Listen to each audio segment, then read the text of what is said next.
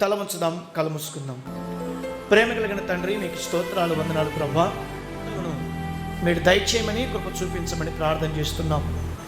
నీ యొక్క వాక్కుల చేత నీ పిల్లలతో మాట్లాడమని ప్రార్థిస్తున్నాం. క్రీస్తు పేరిట ప్రార్థన అడుగుచున్నాం తండ్రి, ఆమేన్. దేవునికి స్తోత్రం. ప్రియమైన దేవుని వారలారా, దయచేసి గమనించండి. ఈరోజు మనము యేసుప్రభుల వారు బైబిల్ గ్రంథంలో అతి ప్రాముఖ్యంగా అతి చిన్న విషయాలు, అదేం పెద్ద మర్మాలు కాదు, ఏమండి గొప్ప సంగతులు కూడా కాదు, అయినప్పటికీ ప్రభుల వారు ఆ 3 సంగతుల గురించి చాలా జాగ్రత్తగా ఏమండి మరి ఖండించినట్టుగా మనం బైబిల్ గ్రంథంలో మనం చూడగలం. ఎందుకంటే యేసుప్రభు ఉన్న కాలం, ప్రియులారా, యేసుప్రభు బతికి ఉన్న కాలంలో ఒక భయంకరమైన పరిస్థితి ఉందన్నమాట. ఎలాంటి పరిస్థితి అంటే ఏమండి ఒక విషయం చెప్తున్నాడు చూడండి ఒకసారి. మత్తయి సువార్త ఏమండి ఒకసారి చూడండి. మత్తయి సువార్త 5వ అధ్యాయము 20వ వచనం గమనించండి మాట. శాస్త్రుల నీతి కంటే, పరిసయ్యుల నీతి కంటే మీ నీతి అధికముగా కాని ఎడల మీరు పరలోక రాజ్యమును ప్రవేశింపనేరరు. గమనించండి మాట. ఈ మాట లేకపోతే ఈ సంగతి ఎందుకు చెప్తున్నాడంటే ఆ రోజుల్లో పరిసయ్యుల శాస్త్రుల హవా భయంకరంగా ఉంది అన్నమాట. పరిసయ్యుల యొక్క శాస్త్రుల యొక్క ఏమండి వాళ్ళ గురించి ఏమండి భయంకరమైన సంఘటనలు వారు ఎక్కడ చూసినా, ఏ సమాజ మందిరంలో చూసినా, ఏ ప్రార్థనా కూడికలో చూసినా వారే కనబడుతున్నారు. వారి ప్రతిదీ కూడా ఆచారబద్ధంగా ఏమంటే అడ్డుకట్ట వేసి మాట్లాడే విధంగా మనం చూస్తుంటాం. ఒకసారి మీరు అదే మత్తయి సువార్త 23వ అధ్యాయం 1వ వచనంలో మీరు చూడగలిగితే చూడండి ఒక మాట. మత్తయి సువార్త 23వ అధ్యాయం 1వ వచనం. అప్పుడు యేసు జన సమూహములతోనూ తన శిష్యులతోనూ ఇట్లా నేను గమనించండి మాట. శాస్త్రులు పరిశీలన మోషే పీఠమందు కూర్చుండువారు గనుక వారు మీతో చెప్పిన వాటన్నిటిని అనుసరించి గైకునుడి అయినను వారి క్రియలు చొప్పున చెయ్యకండి. గమనించండి, వారు చెప్పుదనే కానీ చెయ్యరు. ఇక్కడ ఏమంటున్నాడు? శాస్త్రాల నీతి కంటే, పరిశీలన నీతి కంటే మీ నీతి అధికంగా ఉండాలి. ఎందుకంటే వారు చెప్తారే కానీ ఏం చేయాలంటే వాళ్ళు చెయ్యరు, క్రియలు చెయ్యరు. ఆ రోజుల్లో పరిస్థితి భయంకరంగా దారుణంగా ఉంది. కాబట్టే ఈ 3 సంగతులు చెప్పడానికి ఆయన అతి ప్రాముఖ్యంగా ఏమండి ఆశిస్తున్నాడు. యేసు ప్రభు 3 విషయాలు చెప్పబోతున్నాడు. ఆ 3 విషయాలు ఎందుకు చెప్పబోతున్నాడు అంటే ఆ రోజుల్లో పరిసయ్యులు, శాస్త్రులు, యాజకులు, లేవీలు ఏమంటే భయంకరంగా వాళ్ళ ఆచార పద్ధతులు అన్నీ కూడా పాటిస్తున్నారే కానీ, చెబుతున్నారే కానీ చేయలేకపోతున్నారన్నమాట. శిష్యులు భయంకరమైన ఆకలితో ఉంటారు. ఉంటే వారి చేతులు కడగకుండా భోజనం చేస్తారు. అప్పుడు వెంటనే యేసుప్రభుల వారు ఖండిస్తారు. ఏంటయ్యా మీ శిష్యులేంటి మోషే ధర్మశాస్త్ర ప్రకారంగా భోజనం చేస్తున్నప్పుడు మరి కాళ్ళ చేతులు కడుక్కొని మరి దేవుని నమస్కరించి ప్రార్థించి మనం భోజనం చేయాలి కదా, మీ శిష్యులేంటి మరి ఆ ఒక ఆచరణ పాటించలేదని చెప్పి అక్కడ ఖండిస్తారు. ఇలా మనం బైబిల్ గ్రంథం అంతా కూడా ఈ మత్తయి సువార్త, లూకా సువార్త, మార్కు సువార్త, యోహాను సువార్తలో చూస్తే వారి పరిస్థితి చాలా దారుణంగా ఉంటుంది అన్నమాట. అలాంటి పరిస్థితిలో యేసుప్రభుల వారు అతి ప్రాముఖ్యమైన 3 విషయాలు ఆ రోజు ఉన్న ఏమండి కొంతమందికి, అక్కడున్న సమాజానికి, అక్కడ ఉన్న ఏమండి ప్రభులో ఇంకా కొత్తగా తెలుసుకుంటున్న వారికి ఈ 3 విషయాలు చెప్పాడు. చిన్న విషయాలే, అతి ప్రాముఖ్యమైన విషయాలు, చాలా చిన్న విషయాలే, అమూల్యమైన విషయాలు. అవి ఏంటో మనం చూడగలిగితే మత్తయి సువార్త 1వ విషయం మనం చూస్తున్నాం. మత్తయి సువార్త 6వ అధ్యాయం 1 నుండి 3 వచనాలలో ఈ 1వ విషయం మనకు కనబడుతుంది. ఆయన గమనించండి, దయచేసి గమనించండి. ఆ జనసమూహం అంటే ఎవరితో మాట్లాడుతున్నాడు తెలుసా? ఆయన యేసుప్రభుల వారు కొండ మీద కూర్చొని ఏమండి మరి మత్తయి సువార్త 5వ అధ్యాయం మీరు చూడగలిగితే ఈ కొండ మీద ప్రసంగాన్ని ప్రారంభించి ఆ జనసమూహంతో ఈ మొట్టమొదటి విషయం చెప్తున్నాడు. ఆయన జనసమూహములతో చూచి కొండ ఎక్కి కూర్చుండగా ఆయన శిష్యులు ఆయన గమనించండి, మనుషులకు కనబడవలని వారి ఎదుట మీ నీతి కార్యములు చెయ్యకండి. జాగ్రత్త పడండి. ఇక్కడ గమనించండి, ఇక్కడ ప్రభు ఏమని చెప్తున్నాడంటే మనుషులు చూడాలని మీ నీతి కార్యాలు చేయొద్దండి. మనుషులు మెచ్చుకోవాలని, మనుషులు పొగడాలని, మనుషులు ఘనపరచాలని, మనుషులు మనల్ని చూచి వీడరా ఈయన గొప్పవాడని చెప్పి అలా ఆ విధంగా మీ కార్యాలు, మీ నీతి కార్యాలు చేయొద్దండి అని ప్రభు చెప్తున్నాడు. కింద మాట, మీ నీతి కార్యములు చేయకుండా జాగ్రత్త పడండి. లేని ఎడల పరలోకమందున మీ తండ్రి యొద్ద మీరు ఫలము పొందరు. తర్వాత కింద మాట, కావున మీరు ధర్మము చేయనప్పుడు మనుషుల వలన ఘనత నొందవలనని వేషధారులు సమాజ మందిరములలో వీధులలో చేయులాగున మీ ముందర బూర ఊదింపకూడదు. వారు తమ ఫలము పొంది ఉన్నారు, నిశ్చయముగా మీతో చెప్పుచున్నాను. ఇక్కడ గమనించండి, మొదటి విషయం ఏం చెప్తున్నాడంటే ధర్మ కార్యముల గురించి చెప్తున్నాడు, మంచి పనుల గురించి చెప్తున్నాడు, మంచి కార్యక్రమాల గురించి చెప్తున్నాడు. మంచి పనులు చేస్తున్నప్పుడు ఏమండి, ఏదైనా దేవుని కార్యాలు చేస్తున్నప్పుడు, దేవుని గురించి మనం జీవిస్తున్నప్పుడు మన గురించి మనము డబ్బా కొట్టుకోవద్దని విషయం చెప్తున్నాడు. ఇక్కడ ఏమని చెప్తున్నాడు? మీరు భక్తిగా ఉన్నారా? మీ భక్తి మీరు చెప్పుకుంటే అది భక్తి కాదు. మీరు విశ్వాసులుగా ఉన్నారా? మీ విశ్వాసం మీరు చెప్పుకుంటే అది విశ్వాసం కాదు. మీరు మంచి ప్రార్థనాపరులా? మీరు చెప్పుకుంటే అది ప్రార్థనాపరులు కాదు. మీరు మంచి దేవుని కోసం సహకరించేవారా? మీరు చెప్పుకుంటే అది సహకారం కాదు. ఇక్కడ గమనించండి, ప్రభు ఏమని చెప్తున్నాడంటే మీ ధర్మ కార్యాలు రహస్యంగా ఉండాలి. అది ఎవరు చూడాలి చెప్పండి? దేవుడు చూడాలి. మనం ఏం చేస్తామంటే మనుషులు చూడడానికి మనం ప్రయత్నాలు చేస్తుంటాం. ఏమండి, మనుషులు పొగడాలని, మనుషులు మెచ్చుకోవాలని, మనుషులు మనల్ని ఘనపరచాలని, మనుషులు మనం చూచి ఏమండి అనేకులు మనల్ని చూచి రెండు చేతులతో చప్పట్లు కొడుతూ వారిని మనం మెప్పించే విధంగా మన కార్యాలు చేస్తుంటాం. ఏమండి, మనకు మనం పొగుడుకుంటుంటాం, మన కుటుంబం గురించి మనం పొగుడుతుంటాం, మన సంఘం గురించి మన గురించి మనమే ఇతరుల దగ్గర మనం చెబుతుంటాం. ప్రేమైన దేవుని వారలారా, మన గురించి ఇతరులు చెప్పడం తప్పు కాదు, మన గురించి సంఘం చెప్పడం తప్పు కాదు, మన గురించి సేవకుడు చెప్పడం తప్పు కాదు. అయితే తప్పు ఎక్కడ ఉందంటే మన గురించి మనము చెప్పుకోవడమే అది చాలా తప్పు ప్రియులారా. నువ్వు ధర్మం చేసినప్పుడు దేవుడు చూస్తున్నాడు, సంఘం చూస్తుంది, సేవకుడు చూస్తున్నాడు, సమాజం చూస్తుంది. ఎవరు చూసినా గమనించండి, మన గురించి మనం చెప్పుకోవడం అది చాలా తప్పు ప్రేమైన దేవుని వర్లారా. ప్రభు అంటున్నాడు, నీ ధర్మం రహస్యంగా ఉండాలి, నీ కార్యం రహస్యంగా ఉండాలి, నీ మంచితనం ఏదైనా సరే అది రహస్యంగా ఉండాలి. నువ్వు చేస్తున్న క్రియలు సమాజం చూస్తుంది, నువ్వు చేస్తున్న క్రియలు సంఘం చూస్తుంది, నువ్వు చేస్తున్న క్రియలు సేవకుడు చూస్తాడు, నువ్వు చేస్తున్న క్రియలు ఫస్ట్ దేవుడు చూస్తున్నాడు. కాబట్టి మనం చేస్తున్న కార్యాలకి మనమే చెప్పుకోవడం కరెక్ట్ కాదని ఆ రోజుల్లోనే పరిచయ శాస్త్రాల హవా జరుగుతున్నప్పుడే ఆ సమయంలోనే అక్కడున్న సమాజానికి ఈ విషయం చెబుతుంది. ఎందుకంటే పరిచయ శాస్త్రాలు చాలా భయంకరస్తుల వాళ్ళు, ప్రతి ఒక్కరి దగ్గర ఘనతను కోనుకునే వాళ్ళు అన్నమాట. అలాంటి సమయంలోనే ప్రభు ఏమంటున్నాడంటే వారి నీతి కంటే మీ నీతి అధికంగా ఉండాలి. దేవునికి స్తోత్రం. ఇది మొదటి విషయం. రెండో విషయం మీరు చూడండి దయచేసి. రెండో విషయం మనం చూడగలిగితే అదే మత్తయి సువార్త 6వ అధ్యాయం 5వ వచనం నుండి 8 వచనాలు. మరియు మీరు ప్రార్థన చేయనప్పుడు వేషధారుల వలె ఉండవద్దు. ఇక్కడ గమనించడు. రెండో విషయం చెప్తున్నాడు, మీరు ప్రార్థన చేసినప్పుడు మీరు వేషధారుల వలె ఉండవద్దు. వేషధారులు ఎలా ఉంటారు? కింద మాట, మనుషులకు కనబడవలని సమాజ మందిరములోను వీధుల మూలలలోను నిలిచి ప్రార్థన చేయటం వారికి ఇష్టం. గమనించండి, ప్రార్థన ఎక్కడ పడితే అక్కడ ప్రార్థన చేస్తారంట వాళ్ళు. ఎవరు?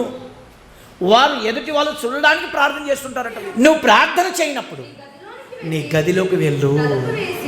నువ్వు ప్రార్థన చేయనప్పుడు ప్రభు చూడండి ఎంత క్రమం చెప్తున్నాడు, ఎంత క్రమశిక్షణ చెప్తున్నాడు. నువ్వు ప్రార్థన చేస్తున్నప్పుడు నువ్వు గదిలోకి వెళ్ళి నీ తలుపు వేసుకో. నువ్వు ప్రార్థన చేస్తున్నప్పుడు నువ్వు గదిలోకి వెళ్ళు, మోకరించు, ఆయన ఎదుట 2 చేతులు చాచు, గుప్తంగా రహస్యంగా నీ మెల్లని స్వరము ఆయనకి వినిపించు. నువ్వు గదిలోకి వెళ్ళి తలుపు వేసుకొని, కింద మాట, రహస్యమందు చూస్తున్న నీ తండ్రికి ప్రార్థన చెయ్యి. అప్పుడు రహస్యమందు చూచు నీ తండ్రి నీకు ప్రతిఫలం ఇస్తాడు. కేకలు పెట్టడం కాదు, ఏమండి, ప్రజలు చూడడానికి కాదు, ప్రజలు మెచ్చుకోవడానికి కాదు, దీర్ఘ ప్రార్థనలు కాదు చేయవలసింది. అలాని ప్రార్థన చేయడానికి గంట చేయండి, 2 గంటలు చేయండి, అయితే మనుషులు చూసే విధంగా చేయొద్దండి. 2 గంటలు కాదు, 3 గంటలు చేయండి, మనుషులు చూడడానికి చేయొద్దండి. మూలుగుత చేయొద్దండి, మనుషులు చూడడానికి మూలుగుత చేయొద్దండి. దీర్ఘాలు పలుకుతూ ప్రార్థన చేయొద్దండి. మనుషులు చూడడానికి, సంఘం చూడడానికి, సేవకుడు వినడానికి కాదు ప్రార్థన. మన ప్రభు మన ప్రార్థన వినాలి. ఎక్కడ చేయాలి? ఎక్కడైనా చేయండి, ఎప్పుడైనా చేయండి. మీరు ఫలము దున్నుతున్నప్పుడు చేయండి ప్రార్థన. మీరు ఫలము పని చేసుకుంటూ కళ్ళు తెరుస్తూ మీ పనిలో ఉంటేనే ప్రార్థన చేయండి. ఏమండి, మీరు ప్రార్థన చేస్తున్నప్పుడు ఏమండి మీ పనులు చేసుకుంటూ ప్రార్థన చేయండి. మీ మనసులో ప్రార్థన చేసుకుంటూ మీరు ఎలాగైనా ప్రార్థన చేయండి. అయితే గమనించండి, మనుషులు చూడడానికి ప్రార్థన చేయొద్దండి, మనుషులు మెచ్చుకోవడానికి ప్రార్థన చేయొద్దండి. ఒక ఆయన ఇలాంటి ప్రార్థన, మనలాంటి ప్రార్థన చేస్తున్నాడు. ఎలాంటి ప్రార్థన చేస్తున్నాడో మీరు చూడగలిగితే లూకాసు వార్త 18వ అధ్యాయం 10వ వచనం నుండి 12వ వచనాలు. ప్రార్థన చేయుటకై 2 మనుషులు దేవాలయమునకు వెళ్ళారట. గమనించండి, 2 వ్యక్తులు ప్రార్థనకు వెళ్ళారు, కూర్చున్నారు. 2 కూడా, ఒకరు సుంకరి, మరొకరు పరిసయ్యుడు. 2 కూడా ప్రార్థన చేయడం ప్రారంభించారు. మొదటి ప్రార్థన ప్రారంభించాడు ఎవరు? పరిసయ్యుడు. ఆయన ప్రార్థనలో ఏముందో మీరు చూడగలిగితే కింద మాట, పరిసయ్యుడు నిలవబడి, దేవా, నేను చోరుడును, అన్యాయస్తుడును, వ్యభిచారునైన ఇతర మనుషుల వలె, ఈ సుంకరి వలె నేను ఉండనందుకు నీకు కృతజ్ఞత. చూడండి ఇక్కడ ప్రార్థన చూడండి. ఎదుటి వానికి కించపరిచి, ఎదుటి వానికి బాధపరిచి, ఎదుటి వానికి తక్కువ చేసి, ఎదుటి వానికి హేళన చేసి తన ప్రార్థనలో తన గురించి పొగడుకుంటున్నాడు అన్నమాట. చూశారా? అంటే దేవునికి తెలియదా ఎవరు గొప్పవాడు, ఎవరు మంచివాడు అనేది? ఇతని ప్రార్థనలో చూడండి, తనకు తక్కువ చేస్తున్నాడు, తనకు హేళన చేస్తున్నాడు, తనకి ఏమండి దుర్మార్గుడుగా, పాపాత్ముడుగా చేస్తున్నాడు, తానే నీతిమంతుడుగా దేవుని ఎదుట చెప్పుకుంటున్నాడు. కింద మాట నేను ఇక్కడ గమనించండి, వారమునకు 2 మారులు ఉపవాసం చేస్తున్నాడంట. ఆయన దేవునికి చెప్తున్నాడు, ప్రభువా, నేను వారానికి 2 సార్లు ప్రార్థన చేస్తున్నాను, తర్వాత నా సంపాదన అంతటిలో 10వ వంతు చెల్లించుచున్నాను. తనలో తాను ప్రార్థించుకుంటున్నాడంట. వారానికి 2 సార్లు ఉపవాసం చేస్తున్నాడు. ఏమండి, తన రాబడి అంతటిలో, తన సంపాదన అంతటిలో దేవునికి కరెక్ట్గా ఏది కూడా తక్కువ లేకుండా, అది ధాన్యములో కావచ్చు, సొమ్ములో కావచ్చు, డబ్బులో కావచ్చు, దేనిలో ప్రతి దానిలో ఏమండి దేవునికి 10వ వంతు ఇస్తున్నాడు. ఇస్తున్నప్పటికీ ఏమండి అతని ప్రార్థన దేవుడు స్వీకరించాడా? అతని ప్రార్థన మెచ్చుకున్నాడా? లేదు. సుంకరి దూరముగా నిలబడి ఏమని ప్రార్థించాడు చెప్పండి?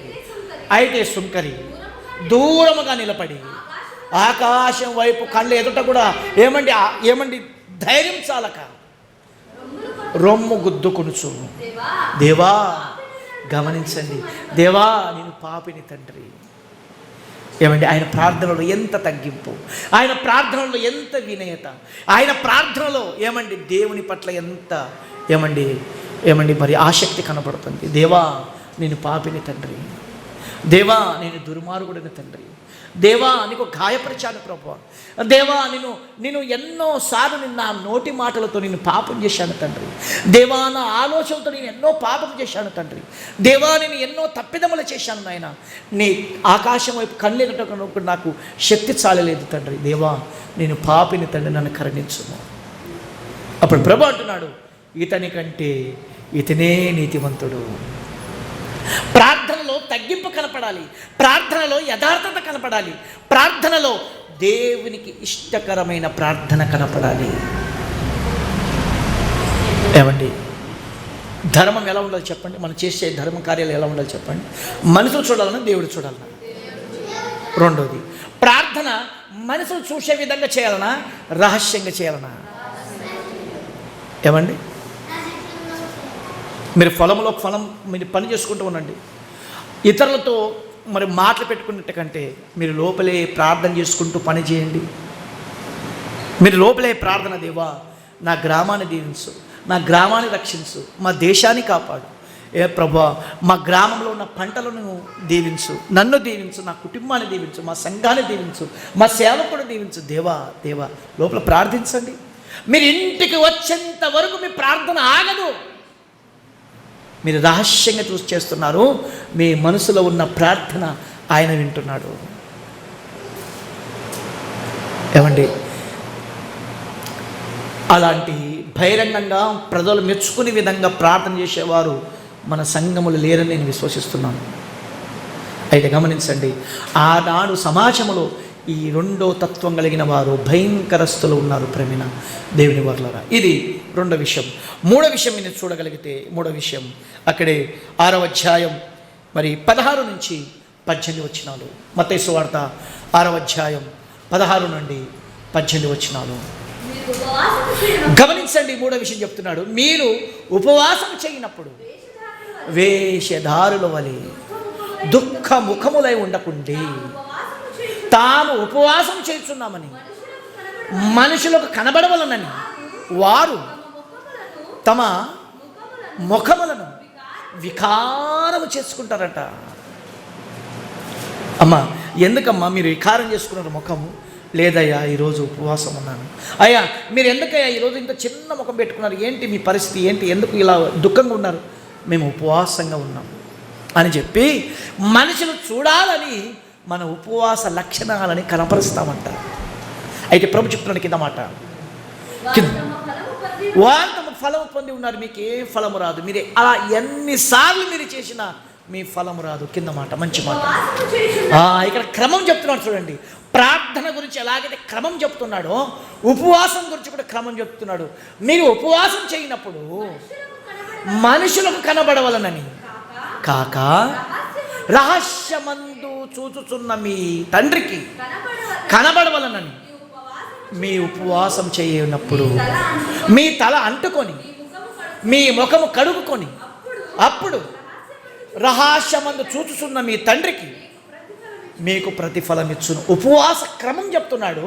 ఆ క్రమం ఎలా ఉందో మీరు యెషయా గ్రంథంలో చూడగలిగితే అద్భుతమైన మాట. యెషయా గ్రంథం 58వ అధ్యాయం 3వ వచనం నుండి,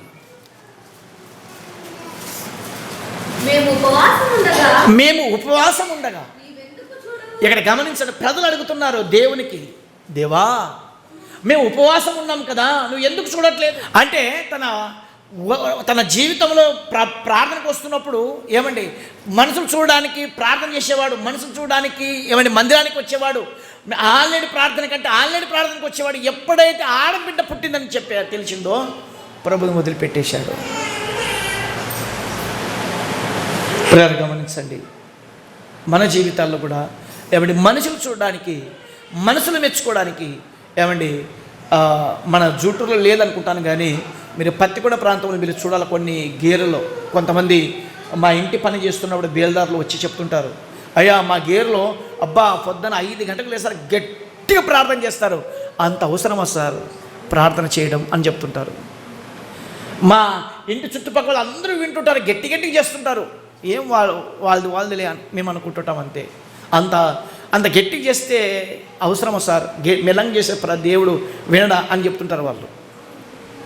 గట్టిగా కేకలు పెట్టి ఏమంటే గట్టిగా అసలు ఆ శబ్దానికి అందరూ కూడా లేచిపోతారంట. అందరూ 2-3 సార్లు కంప్లైంట్ జరిగినాయంట, పోలీస్ కంప్లైంట్. గమనించండి, మనుషులు వినడానికి, మనుషులు చూడడానికి, మనుషులు మెచ్చుకోవడానికి ఈ ప్రార్థన వద్దు అని ప్రభు చెప్తున్నాడు. ఒక మాట కింద మార్చండి చదువుతాం. ఇక్కడ ప్రభు ఆ రోజుల్లో ఉన్న సమాజానికి చెబుతున్న విషయాలు ఇవి. ఎందుకంటే అక్కడ ఉన్న పరిస్థితి చాలా దారుణంగా ఉంది. ధర్మకార్యాలు చేసినా మెప్పు కోరుతున్నారు, ప్రార్థన చేసినా మెప్పు కోరుతున్నారు, ఉపవాసం చేసినా మెప్పు కోరుకుంటున్నారు, మెప్పులతో కూడిన కార్యక్రమాలు చేస్తున్నారు వాళ్ళు. కాబట్టి ఇది చాలా ప్రమాదకరమైనదని ఆ రోజుల్లో ఉన్న సమాజానికి ప్రభుల వారు చెబుతున్నారు. ఏమండి గమనించండి, ప్రభు ఏమండి యెషయా గ్రంథంలో ఏమండి ప్రజలు అడుగుతున్నారంట, మేము ఉపవాసం చేయనప్పుడు నువ్వు ఎందుకు చూడవు? ప్రభుకు అడుగుతున్నారు. యెహోవా దేవునికి తండ్రి అయిన దేవునికి అడుగుతున్నారు, దేవా తండ్రి ప్రభువా మేము ఉపవాసం ఉన్నప్పుడు ఎందుకు చూడవు అని చెబుతూ కింద మాట, మేము మా ప్రాణములను ఆయాసపరుచుకున్నప్పుడు నువ్వు ఎందుకు లక్ష్య పెట్టవు? ఏమండి ప్రజలు అనుకుంటారంట, అబ్బా ఏంటి ఉదయం నుంచి సాయంత్రం వరకు మేము ఉపవాసం ఉండి మా కడుపులు మార్చుకొని మా ముఖాలు చిన్నబుచ్చుకొని ఇబ్బంది పడుతున్నప్పుడు దేవుడు ఎందుకు చూడలేకపోతున్నాడు, ఎందుకు మమ్మల్ని ఆశీర్వదించలేకపోతున్నాడు అని చెప్పి ఆ రోజుల్లో ఉన్న ఇశ్రాయేలు ప్రజలు ఏమండి చాలా గలిబిలి చెందుతున్నారు. తర్వాత కింద మాట అని అందరూ మీ ఉపవాస దినమున, ఇక్కడ ప్రభు చెప్తున్నాడు, మీరు ఉపవాసం చేస్తున్నప్పుడు ఏం చేస్తారంట, మీరు వ్యాపారమును చేస్తున్నారు, మీ పనివాని చేత కఠినమైన పనులు చేయించుకుందురు, మీరు కలహపడచ్చు, అంటే కలహ అంటే గొడవలు, కొట్లాట్లు, సమస్యలు, ఇబ్బందులు, ఓకే, కలహపడచ్చు, వివాదము చేయొచ్చు, అన్యాయముగా గుద్దులాడుచు ఉపవాసం ఉంటారు. మీరు ఎలా ఉంటారు? కలహాలు చేస్తూ, బూతులు మాట్లాడుకుంటూ, గొడవలు చేస్తూ, కొట్టుకుంటూ, తిట్టుకుంటూ, కపటముతో, కుళ్ళుతో, కుట్రతో, క్రోధముతో, పగలు పెట్టుకొని, కక్షలు పెట్టుకొని మీరు ఉపవాసాలు చేస్తున్నారు. ఏమండి ఇలాంటి ఉపవాసాలు చేస్తే ఏమండి ప్రభు చెప్తున్నాడు, మీ కంఠధ్వని పరమనుకు విడబడినట్లుగా మీరు ఇప్పుడు ఉపవాసం ఉండగా అట్టి ఉపవాసం నాకు అనుకూలమా అడుగుతున్నాడు. ఇలాంటి ఉపవాసం నాకు ఇష్టమా? మీరు ఉపవాసం ఉంటూ బూతులు మాట్లాడుతున్నారు, నాకు ఇష్టమా? మీరు ఉపవాసం ఉంటూ మీరు గొడవలు చేస్తున్నారు, నాకు ఇష్టమా? మీరు ఉపవాసం ఉంటూ పగలు పెంచుకుంటున్నారు, ఇది నాకు ఇష్టమా? మీరు ఉపవాసం చేస్తూ మీరు తప్పులు చేస్తున్నారు, ఇది నాకు ఇష్టమా? ఇలాంటి ఉపవాసం నాకు ప్రీతికరమా అని అడుగుతున్నాడు. ఏమండి మన చేయట్లేదు ఇలాంటి ఉపవాసాలు. చాలామంది 40 రోజులు ఉపవాసం చేస్తుంటారు, చేయండి, మంచిది, తప్పలేదు. అయితే ఆ ఉపవాసంలో అన్ని ఆచారాలు కలుపుతుంటారు, పెద్ద పెద్దవారే, గొప్పవాళ్ళే. ఉపవాసం చేస్తున్నప్పుడు ఏమండి చెప్పులు వేసుకోకూడదంట, ఉపవాసం చేస్తున్నప్పుడు గడ్డం చేసుకోకూడదంట, ఉపవాసం చేస్తున్నప్పుడు ఏమండి మరి పండ్లు తిక్కకూడదంట. చాలామంది పండ్లు తిక్కరు, ఉదయం నుంచి సాయంత్రం వరకు ముఖం కడగు. అంటే ఏంటయ్యా ఈ భయంకరంగా గడ్డం పెంచుకున్నామంటే, లేదండి 40 రోజులు ఉపవాసంలో ఉన్నాను. ఎందుకయ్యా గడ్డం చేసుకోవచ్చు కదా అంటే, లేదు గడ్డానికి బిలేట్ పెట్టకూడదు, దేవుడు మెచ్చడు. బైబిల్ అలా ఏమీ లేదు. నువ్వు గడ్డం పెంచుకోకపో, అది నీ ఇష్టం. అది బైబిల్ అలాంటివి ఏమీ లేవు. ఏమంటే లేని ఆచారాలు బైబిల్కి రుద్దుతుంటాం మనము, లేని పద్ధతులు దేవుని దగ్గర తీసుకొస్తుంటాం, దేవునికి నేర్పిస్తుంటాం మనము, దేవునికి సలహాలు చెప్తుంటాం, ప్రభా ఇలా పెట్టింటే ఇంకా బాగుండు అని చెప్పి. వీళ్ళు అడుగుతున్నారు, వీళ్ళ ధైర్యం చూడండి ఎలా ఉందో. మేము ఉపవాసం ఉన్నప్పుడు ఎందుకు అంటే ఆయనకి అడుగుతున్నా, ఆయనకి ఆర్డర్ పెడుతున్నారు అన్నమాట. ఏమంటే అంతటి వాళ్ళమా మనం చెప్పండి? మన క్రమం బాగలేదు, క్రమం చెప్తున్నాడు ఆయన. మీరు ఉపవాసం ఉన్నప్పుడు గుద్దులాడుతున్నారు, మీరు ఉపవాసం ఉన్నప్పుడు కలహపడుతున్నారు, మీరు ఉపవాసం ఉన్నప్పుడు గొడవలు చేస్తున్నారు, మీరు ఉపవాసం ఉన్నప్పుడు ఏమండి మీ పరివారి చేత కఠినమైన పనులు చేయించుకుంటున్నారు. మీ క్రమం బాగలేదు, మీ పద్ధతి బాగలేదు. అయితే గమనించండి, దేవుడికి అడుగుతున్నారు, మాకు ఆశీర్వదించు అని. ఇప్పుడు చూడండి, దేవుడు తన క్రమం చెప్తున్నాడు. చూడండి, నేను ఎలాంటి ఇష్టపడతానో ఆ క్రమం చెప్తున్నాడు. చూడండి కింద మాట, 5వ వచనం. ఒకడు జమ్ము వలె తలంచుకొని గోనె పట్టె కట్టుకొని బూడిద పరుచుకొని కూర్చుండ ఉండుట ఉపవాసమా? అట్టి ఉపవాసం యెహోవాకు ప్రీతికరమని మీరు అనుకుందరు. మీరు ఇలాంటి గోనె పట్టె కట్టుకొని బూడిదలు కూర్చొని మీరు ఆయాసపరుచుకుంటూ మీ ఆకలితో ఉంటూ బాధపడుతూ ఉంటే ఇలాంటి ఉపవాసం నాకు ఇష్టమా అని అడుగుతూ కింద మరి చెప్తున్నాడు ఆయన. గమనించండి, దేవుడు చెప్తున్న మంచి ఉపవాసం, ఆయన ఇష్టపడుతున్న ఉపవాసం. దుర్మార్గులు కట్టిన కట్లను విప్పుట, కాడి మాను మేకులు తీయుటయు, బాధింపబడిన వారిని విడిపించుటయు, ప్రతి కాడిని విరగొట్టుటయు నేను ఏర్పరచుకొనిన ఉపవాసం కాదా? ఏమండి, దుర్మార్గులు కట్టిన కట్లు విప్పాలంట. ఆ దుర్మార్గుడు ఎవరో కాదు పిల్లలు గమనించండి. అపవాది ప్రపంచ యావత్తు ప్రజలకి పాపమని ఒక కట్టుతో కట్టి ఉన్నాడు. ఏమండి ఇక్కడ గమనించండి, కాడిమాని మేకులు వాడు పాపమని ఒక మేకులతో ప్రజలకి బిగించి కొట్టాడు. ఏమండి, వాటిని విరగొట్టాలి అంటే ఆ కాడిమాను, ఆ పాపం అనే భారం. బైబిల్ గ్రంథంలో మీరు గలతీ పత్రికలు చూస్తే ఒక మాట, దాస్యమైన కాడిం కింద మీరు చిక్కుకునుకుడి అని చెప్పినాడు. అంటే దాస్యమైన కాడిం కింద, పాపం అనే ఈ కాడి కింద ప్రతి మానవుడు చిక్కుకున్నాడు. దాన్ని ఏం చెప్తున్నాడంటే, ఏమంటే మీరు వాటిని విడిపించండి అంటున్నాడు. అంటే ఒక మాటలో చెప్పాలంటే ఏమండి, ఉపవాసం రోజు ఏమండి ప్రజలకు సువార్త చెప్పండి. మీరు ఉపవాసం ఉన్నప్పుడు ఏమండి ప్రార్థనా కూడికలు పెట్టించండి. ఏమండి మీరు ఉపవాసం, ఈరోజు శుక్రవారం అనుకోండి, అయ్యా ఈరోజంతా నేను ఉపవాసం ఉన్నాను, సాయంత్రం ప్రార్థన కూడికి పెడుతున్నాను, నేనైతే ప్రజలకు పోయి చెప్పలేను సువార్త కూడిక పెట్టించాను. చిన్న ప్రార్థన కూడిక బయట సువార్త కూడిక పెట్టాను, అందరూ వచ్చారు. ఆ రోజు ఏమండి మరి దానిలన్న గారు మన చాలా మంచి స్వీట్ పదార్థం, మంచి మరి ఆహారాన్ని సిద్ధపాటు చేశారు. ఆయన చిన్న కార్యక్రమాలు అలా చిన్నవి అలా మనం పెట్టి ఏమండి ప్రజలకి ఉన్న చుట్టుపక్కల వారికి సువార్త అందించినప్పుడు అలాంటి ఉపవాసము దేవునికి ఇష్టకరమైనది. ఏమండి మన ఉపవాసం ఉన్నప్పుడు వారానికి ఒకరోజు, నెలకు ఒక్క రోజు, వారం అంటే మనకు వీలు పడదు అనుకోండి, నెలకు ఒక్కసారి ఆ రోజంతా ఉపవాసం ఉంది.